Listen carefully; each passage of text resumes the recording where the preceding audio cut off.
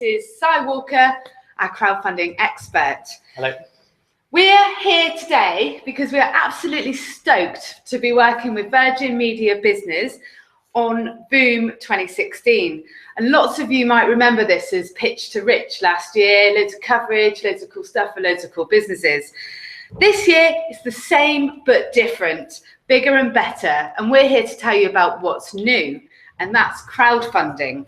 What we're doing is bringing in an absolute new level of brilliance to this competition. So what actually is it? What is VOOM 2016? Essentially, you launch an online campaign, you reach out to all your networks, and you gain loads of votes. And this gives you the opportunity to pitch to Sir Richard Branson himself, OMG.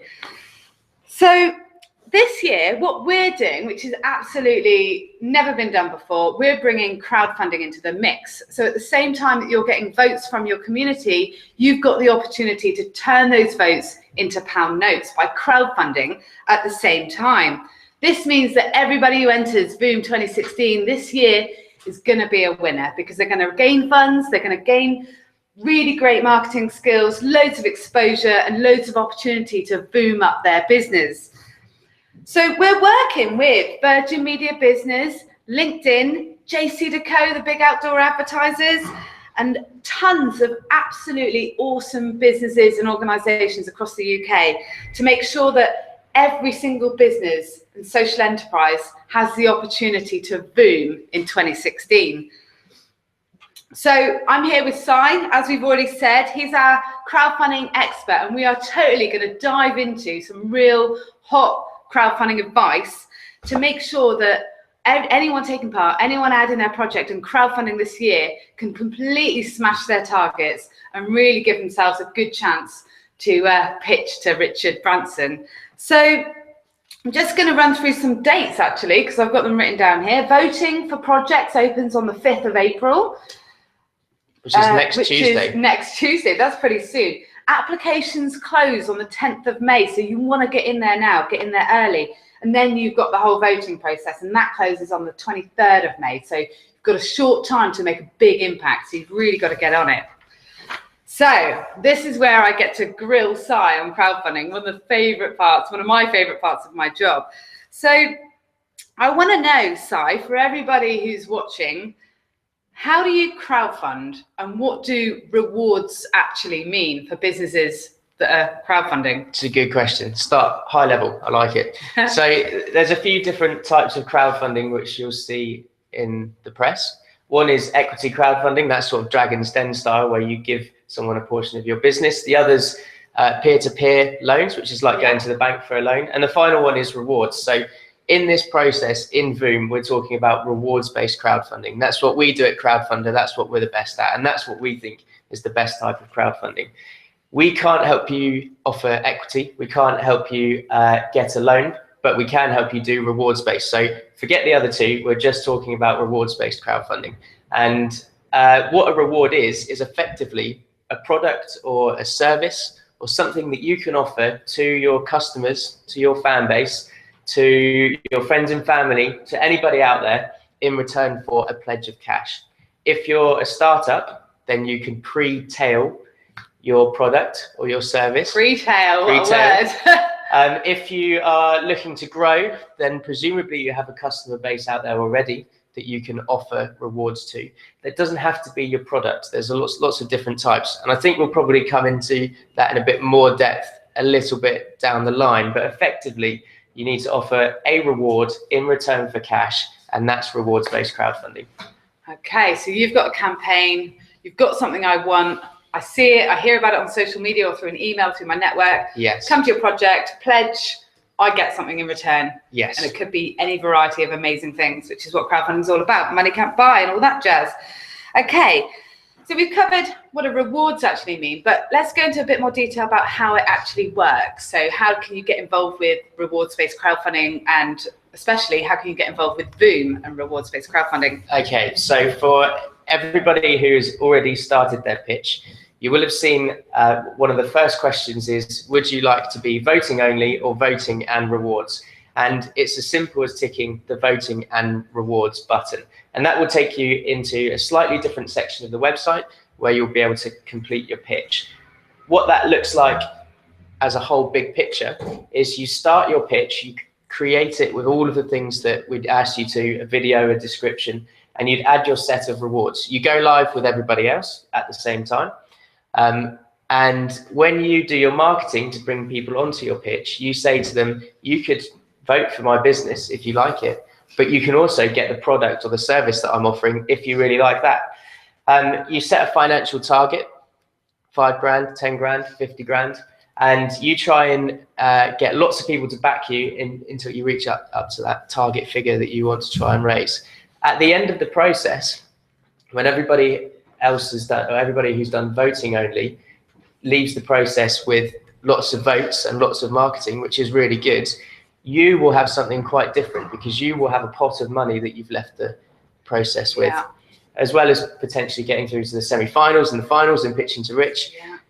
There's one other thing which I haven't mentioned, and that is if you do the rewards-based crowdfunding in VOOM, then you'll go into a separate prize pot, potentially both, but a separate prize pot of £50,000, and that's cash money that's been put up for the best businesses that are crowdfunding. So that's a pretty big incentive to go ahead and do the rewards-based crowdfunding. And it is a big incentive, but also it makes complete sense, because if you're going to go out there and you're going to really hit your networks hard and you're going to market yourself and you're going to become like, I mean, everybody's ambition is to become like complete supremos of VOOM. Why not make some money along the way and grow your business with a bit of extra funding? So obviously the people that come out the end of it are going to be flying, but everybody who takes part is going to gain so much from VOOM this year. It's so exciting, and I just can't wait to see all the projects. Right, okay. So I think what we want to talk about now actually is, so we're talking about how cool it is to be involved, but actually what do you need to do? So what makes a really good crowdfunding VOOM pitch? So I think, Si, you're the best man to tell us all about how do you tell your story? How do you build great rewards? We've already touched on how important that is. And also, one of my favorites, how do you market your project, your campaign, your VOOM entry? How do you get it out there to the world? Okay, so that's a very good summary. Those are the 3 exact things that you want to be doing. I'm going to take them one at a time, if that's okay. Okay, start with your story. Started with the story. So there's 2 ways that you can tell your story in a VOOM pitch. One is via a written pitch, a written description, and the second is a video. 2 different ways. You don't have to do a video. We'd recommend that you do a video. I'll start with the written pitch. I see lots of these, and I've seen lots of pitches coming in already. Just before you start, and for everyone watching, I'm actually taking questions on Skype throughout the whole Hangout, so I might interrupt Si a few points like I just did, and it might look like I'm looking at my phone, which I am. So if you've got any questions, keep going. Happy to answer them live. So if we're looking at the written pitch, there's a few things that you absolutely want to cover. One is who you are and what your business does. That's really important. The second is what it is that you're actually doing on VOOM. What are you trying to achieve? Are you launching your startup? Are you trying to grow the business and take it in a new direction? Why are you here? Why am I reading your pitch? Also, for a lot of startups out there, do people want your product? Crowdfunding's brilliant at going, is this something people are going to buy? You know, absolutely, so a really good thing to put in your description. You know, is this something you want? Absolutely. So, and the third thing is, if you're trying to raise a sum of money, let's use £10,000 as a working target, what's that money going to help you do? If I give you some of my hard-earned cash in return for a reward, what's that money going to be put into? And is that going to add value to your business? Those are the 3 things that you want to cover in your written pitch. Really what you're trying to do is sell the business, sell the product. So make it more about what it is that you're offering than why you've decided to take the business in this direction. Centralize everything around the business, the startup, your company, your social enterprise, and what it is that you want to do. Finally, with a written pitch, it doesn't just have to be words. And this is something I see a lot, a big old block of text. And really, in reality, no one's reading all of that. You need to break up your text, make it really manageable. Get some images in there, bring the page to life. Everybody's pitch on VOOM this year runs off exactly the same template. It's a beautiful looking page, but they're exactly the same. Make it your own, bring it to life, get images in there, show your product, show the team, show the office. Really sort of make that page look special. It's meant to be really fun as well, you know. You can get really creative and really let your, you know, creative juices flow all over that page and make it awesome. One thing I've learned over working with thousands of crowdfunding projects is actually I pledge on people. And I think that's true of many, many things. If you're, you know, helping a business or supporting a business, you're really interested in the stories behind it and the people that are doing it. So it's as important as many other things. Yeah, and the people, that really comes into the video, which is the second way that you can tell your story. My top tips for creating a good video pitch is keep it really short. We're looking at elevator style, 90 seconds to 2 minutes. That's all you need. Any longer than that, you're starting to lose people's attention. Second tip is make sure you get in front of the camera. Jess was just talking about backing people. We want to see the people behind the businesses. We want to know that there's real passion there. And it's going to help us build almost a level of confidence and a level of trust that actually, these guys are real. They're very passionate about what they're doing. And if I give you 50 quid in return for your product, then I know that you're probably going to deliver on what you want to. I mean, check out the videos of the people who won Pitch to Rich last year. It's about their passion and it's about what they're trying to deliver. Colin Hegarty with Hegarty Maths, he really cares about the future of maths and education. Yes. Jen Misa from Collie Rice, she wants to change food sustainability and you know how food goes from passion to plate across the world. These people are the faces of their brands, and it's so important to get that across in your video because people pledge on people. It's as simple as that. And there is, of course, the option not to include a video, which is fine. Videos can be quite stressful, time consuming to make. However, I do know from a crowdfunding perspective that if you have a video on your crowdfunding page, you're 50% more likely to hit your target. Yeah. It's a great way to get noticed. It's a really strong way to get your message across very quickly and in a really exciting format. So if you can do a video to tell your story, I'd highly recommend that you do that. Cool. Okay, so we've got a really good question in, Si. Okay. So a lady called Rebecca. Hi, Rebecca. Hey, Rebecca. Can you change to crowdfunding if you've already selected not to? We're clearly, obviously, having an impact already if people are going on to Just Get Votes and then going across and moving back to crowdfunding alongside Just Gaining Votes. Yes, yeah. So currently you can put your pitch live. You won't be able to collect any votes yet until I think it was the 5th of April, Jess mentioned. At any point in time up to the 5th and even beyond the 5th, if you decide that you want to add rewards to your pitch and create a crowdfunding part of the process or start your crowdfunding journey, then you can do that. All you have to do is go into edit my pitch and change it from voting only to voting and rewards. It's as easy as that. Stick the rewards in and you're back into the rewards-based crowdfunding process. Amazing. Right, Si, so let's talk about rewards next. How do we make really good rewards? But also we've got a question before you start, which is actually a good one to clear up in the early stages. So Brian, hi Brian, is asking, what if you want to offer equity as a reward? I mean, I'm not sure that works. I don't know. Tell me. So you won't be able to offer equity in VOOM or on indeed any rewards-based crowdfunding platform. However, if you are looking to offer equity, then keep an eye on your comms, because one of our partners, a company we work really closely with, is called Crowdcube, and they are the industry leaders in equity crowdfunding. We've got a very special relationship with Crowdcube, and we work with equity projects all the time. So hold tight. This is just rewards based only, but somebody, if you're interested in running an equity project, get in touch with support, let somebody know, and we can facilitate the relevant conversations around that. We love equity projects as well. Okay, brilliant. So tell us about rewards. What makes a good reward? Okay, so there's a few things that you're going to want to be doing when it comes to setting up your set of rewards. First off, we need a set. We need a few. It's not just one. We want to try and have a range of rewards.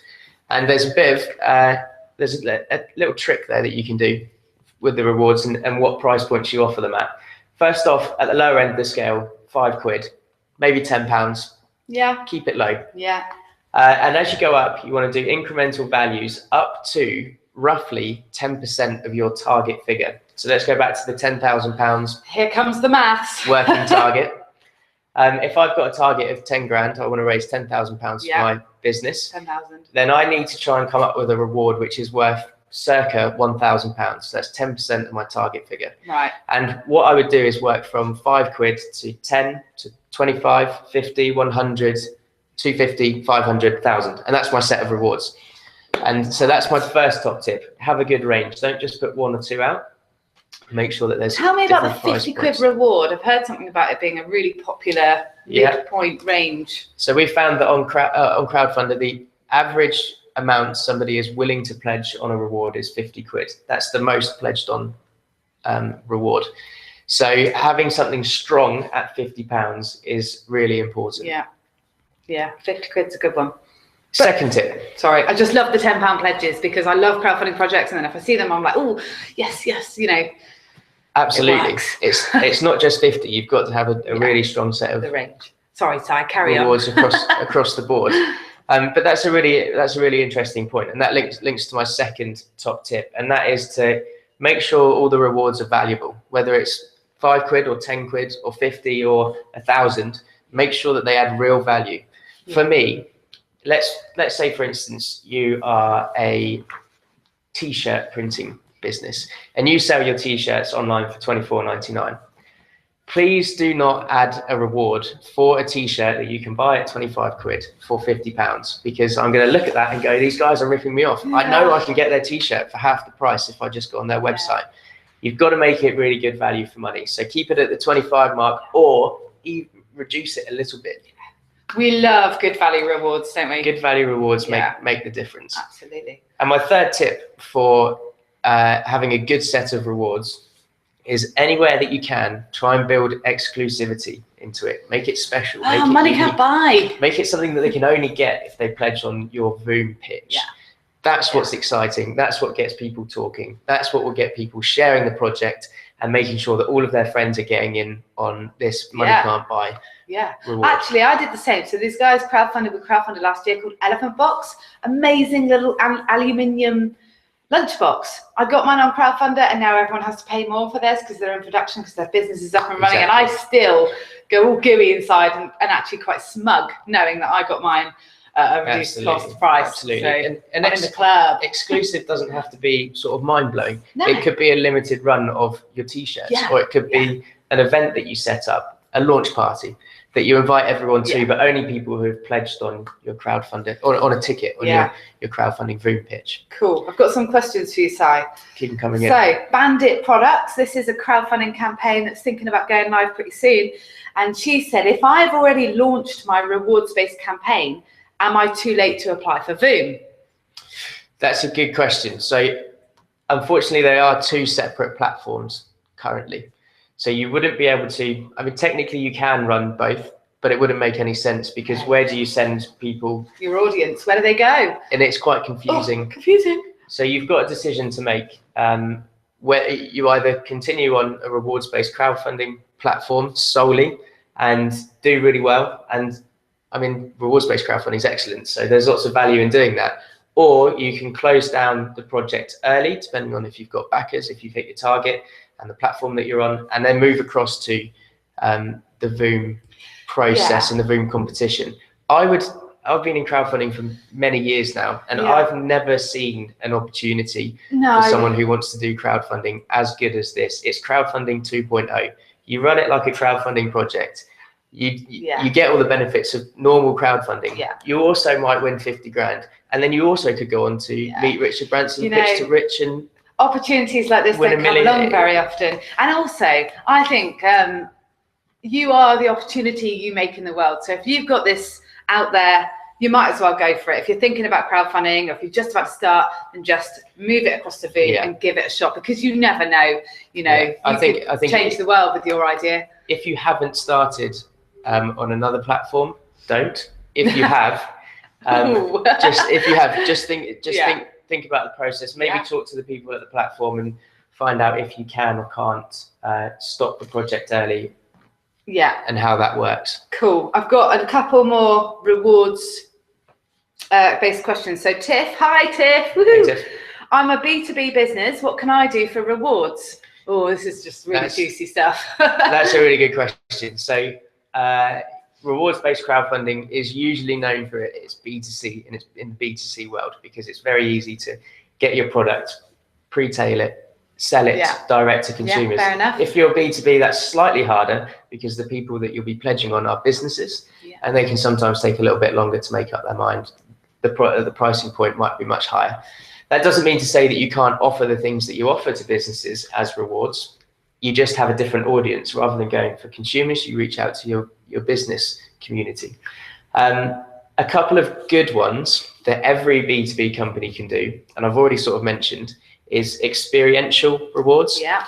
So why not set up a big party in the office, get a few bottles of champagne in, have a big VOOM party, and the only people who are allowed to come are people that have pledged 20 quid towards your project, and they bought themselves a ticket to this very exclusive event. Yeah. It doesn't have to be an event.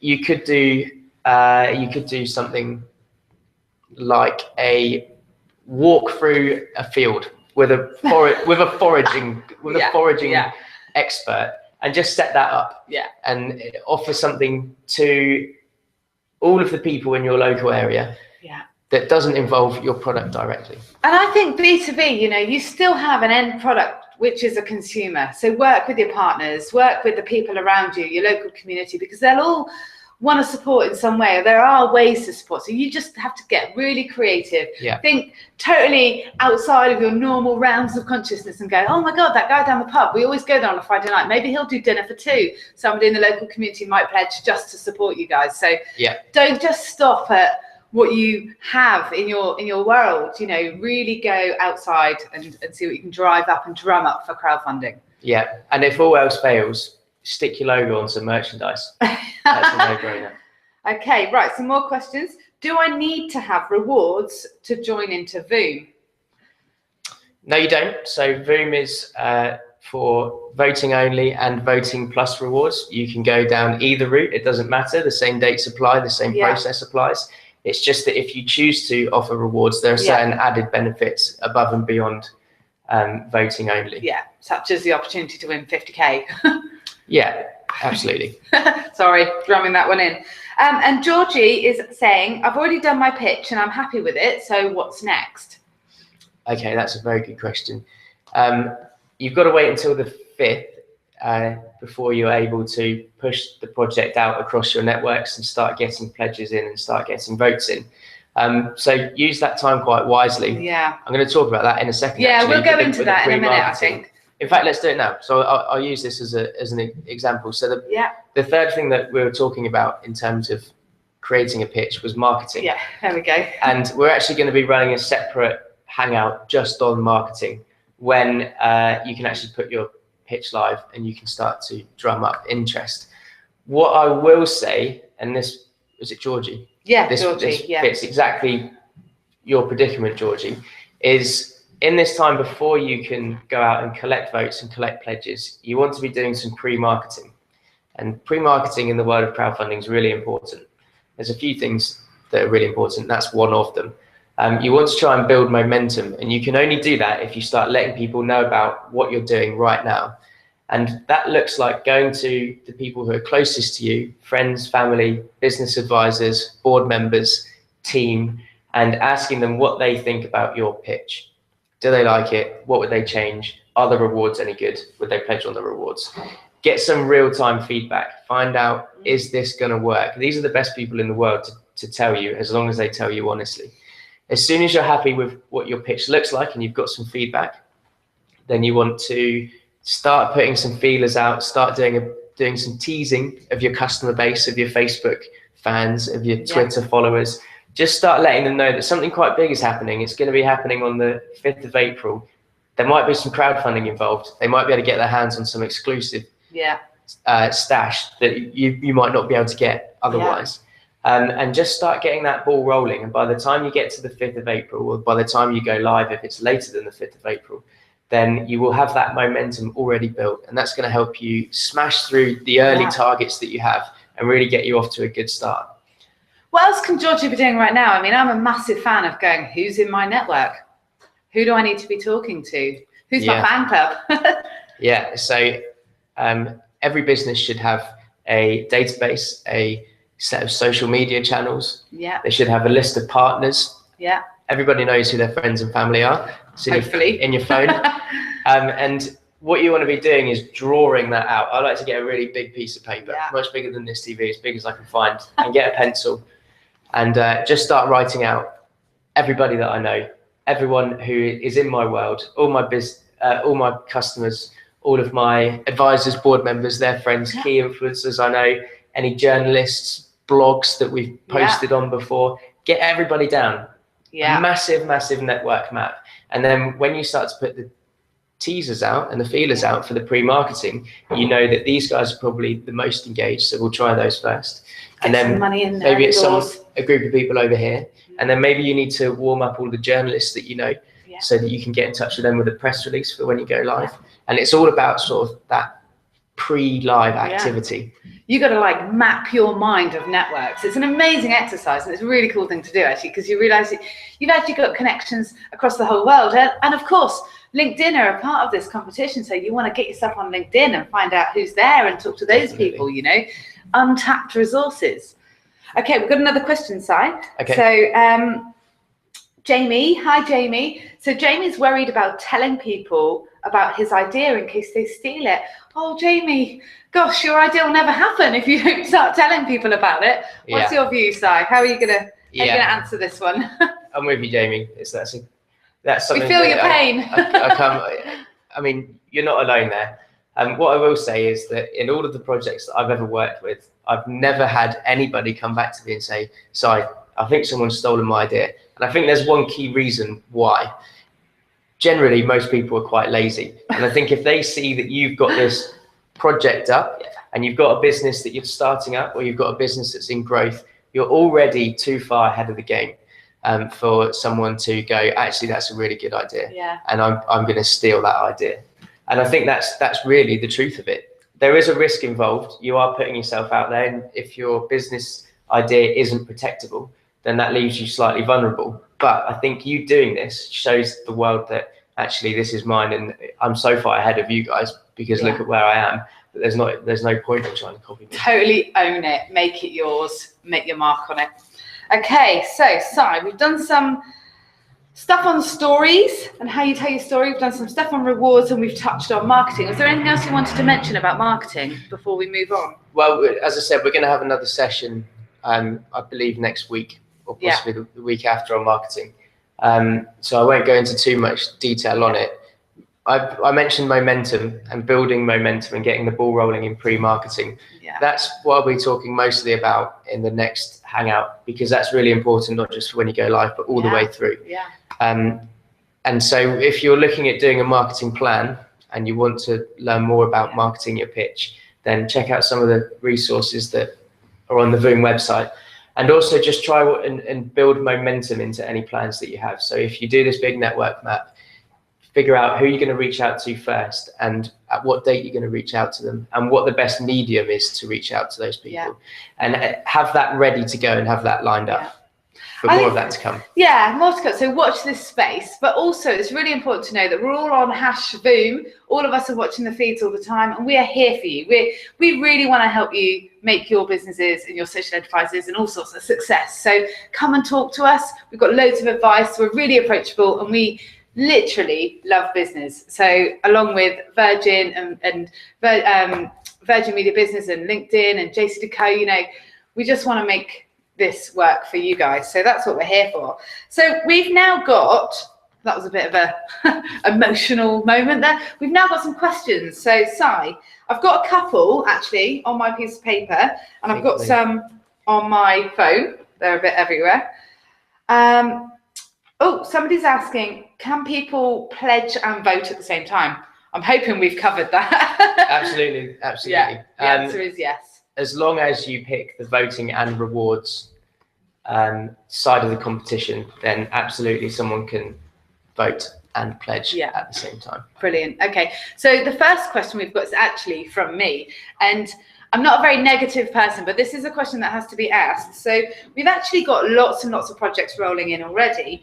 And I'm kind of wondering, in order to help everybody, what are the common mistakes you're seeing at the moment? What's sort of happening that you can sort of tell the world now to make it a bit better? Okay, so there's a few things that I'm seeing.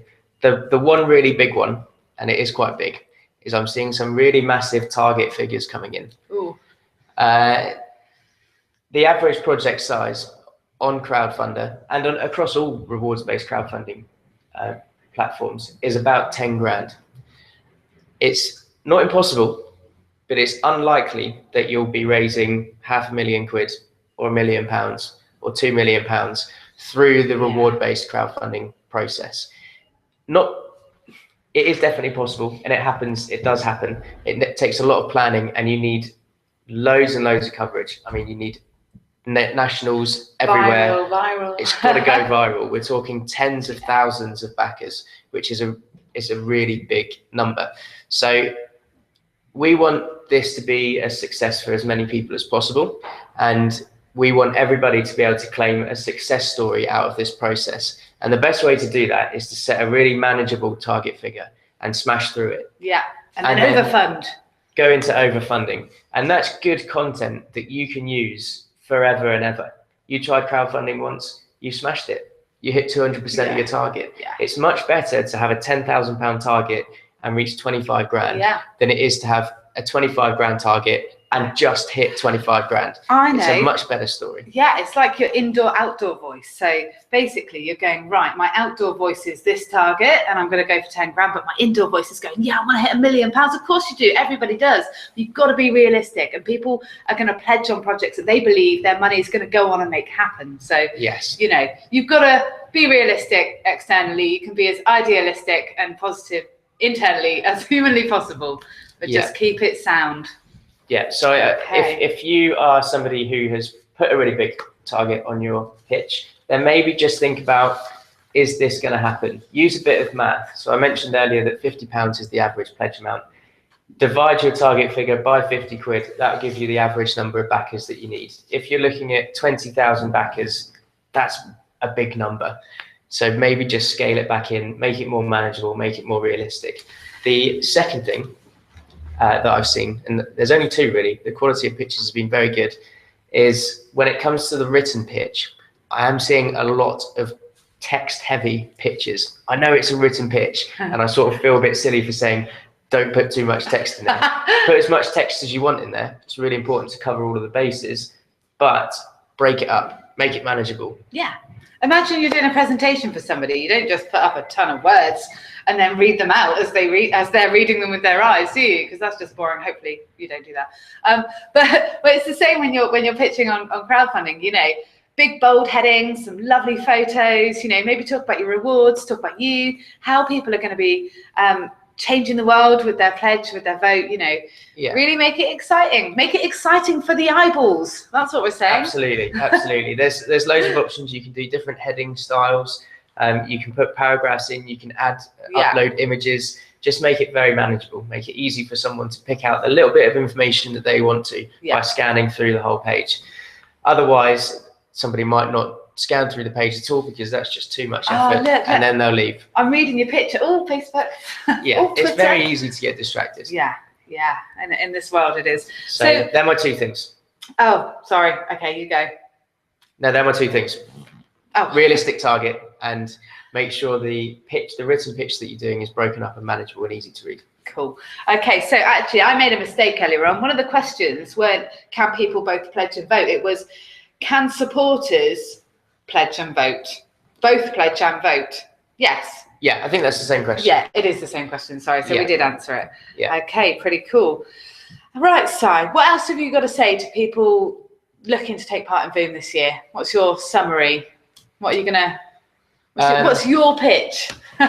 My pitch. Well, I think you'll do well whether you go for voting only or voting and rewards. I've got a lot of experience in rewards-based crowdfunding, so I'm a little bit biased, but there's a lot of value that you'll get from the VOOM competition if you add rewards to it that you wouldn't necessarily get if you were voting only. Yeah. I would approach the competition primarily as running a crowdfunding project, but with the opportunities and the doors that it opens at the end of running that project. If you run a successful crowdfunding project, then you will do well in the whole VOOM competition.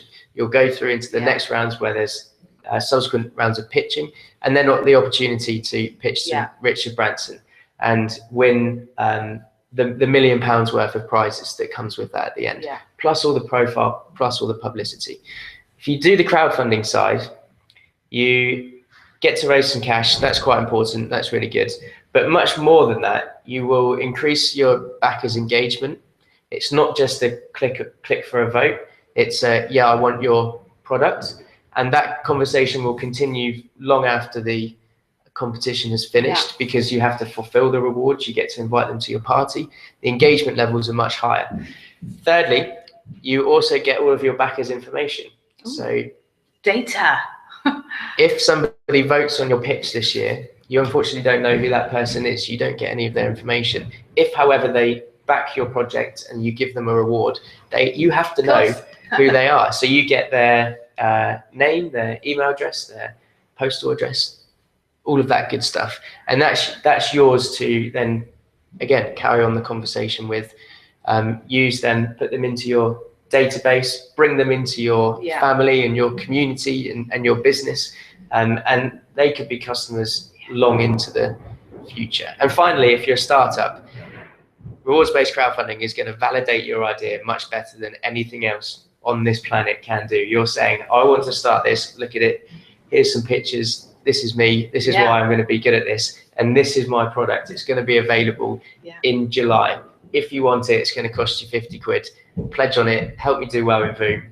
And if you get lots of pledges, you know you're onto a winner. Yeah, and I think most importantly, every single business watching this right now, I think everybody goes through doubt and, they get a bit worried, but look at the case studies from last year and realize that with passion, determination, and the sort of self-faith that you need, you can do this. And VOOM is there to make your ideas happen. So don't just sit there and go, oh, I'm not going to do it this year. Just get on and VOOM for 2016. So that's it from us. Thank you so much, Si, for all your help, all your advice. Absolutely brilliant. It's a pleasure.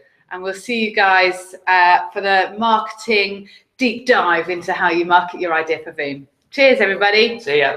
#VOOM.